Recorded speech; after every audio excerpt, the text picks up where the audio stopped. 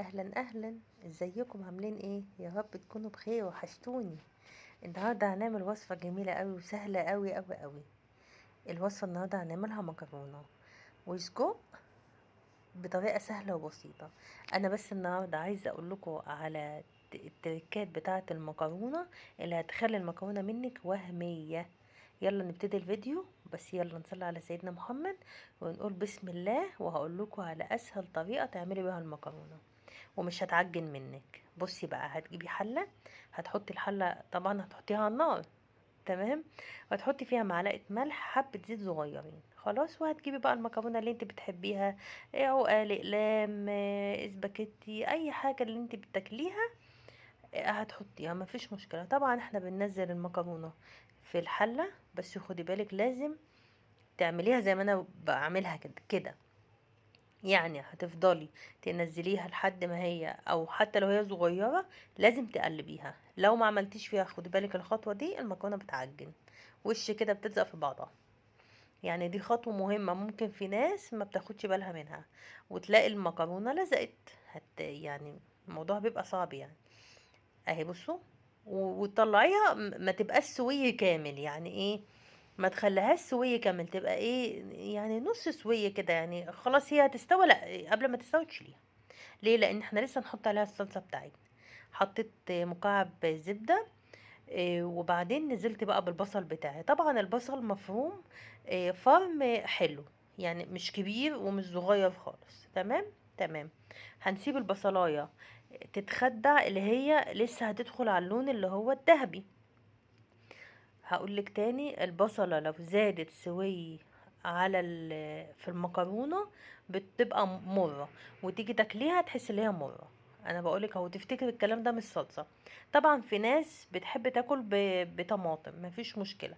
انت هتصلصي الطماطم نفس الطريقة كده، هتحطيها بعد ما تخلص بعد ما يخلص خالص البصل ويستوى خالص ويبقى مظبوط زي ما انا هوريكي دلوقتي. هتنزلي عليه عصير الطماطم، وهتسيبيها لحد لما تتسبك، بس كده، وتحطيها في المكرونه. انا بحب احط اكل المكرونه بالصلصه عادي جدا، والله بتبقى تحفه. فانا البصل اهو خلاص، هو كده قرب اللي هو يدخل في اللون اللي انا عايزاه.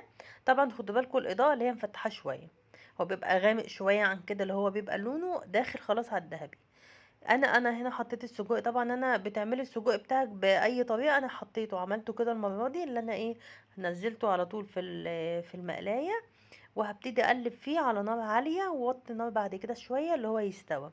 طبعا السجق بينزل الزيت بتاعه. يا سلام بقى لو اخدت شويه معلقتين زيت كده حطيتيها في المكرونه، يا سلام، بيبقى طعمه خطير. يعني وخدي بالك انت الزيت بتاعه السجق ما ترميهوش. تعملي ايه بقى؟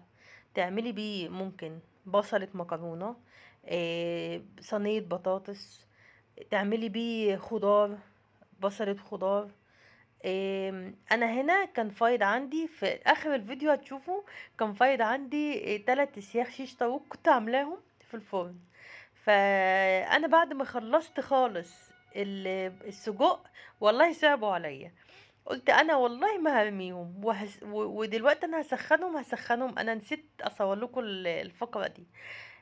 حطيتهم في المقلاية، وبعد ما السجق خلص وشلته خالص، وصفيت الزيت بتاعه، لان انا بعين الزيت بتاع السجق اعمل بيه بقى بطاطس، اعمل بيه خضار، اعمل بيه اي بصلة، ممكن بصلة مكرونة، بيبقى رهيب. خلاص. فبعد ما خلص حطيت الشيش طاووق بتاعي فيه، في المقلاية كده، فبدأ يدخن، اداني طعم الشوى، يعني كأنه مشوي بقى كمان. وطعم الزيت بتاع السجق كده الحلو. فبصراحة لا، كان طعمه خطير. يعني انا قلت انا بعد كده هعين الزيت اعمل بيه الشيش طاووق بالطريقة دي. وبس انا هنا الطماطم حطيتها اهو، وهبتدي انزل. انا دلوقتي عامله كيس ونص مكرونه، حطيت عليه الصلصه بتاعتي. طبعا انت بتتحكمي في مقدار لونها زي ما انت عايزه. في ناس بتحبها بتبقى لونها غامق، وفي ناس بتحبها بيبقى لونها فاتح. ما برضو ده احنا كل واحد يا جماعة، انا قلت لكم الاكل كل واحد بنعمل بالطريقة مثلا، وكل واحد على حسب ما هو بيحب. انا باكل الاكل ازاي؟ حطيت عليها المية. طبعا صلصة المكرونة بيتحط ملح وفلفل، ولا بقى بحط شطة ولا بحط بهارات تانية، هي الملح والفلفل بس. ممكن بتزودي الملح الفلفل سنة بسيطة. وهو كده بالنسبة لي هي خلصت. هتغلي غلوتين كده بس، وهتسيبيها بقى تحطيها على المكرونة اللي انا قلتلك هتبقى مستوية كامل علشان ما تعجنش منك. إيه وتبتدي بقى تفتح عليها النار. بصوا الخطوة دي مهمة مهمة مهمة.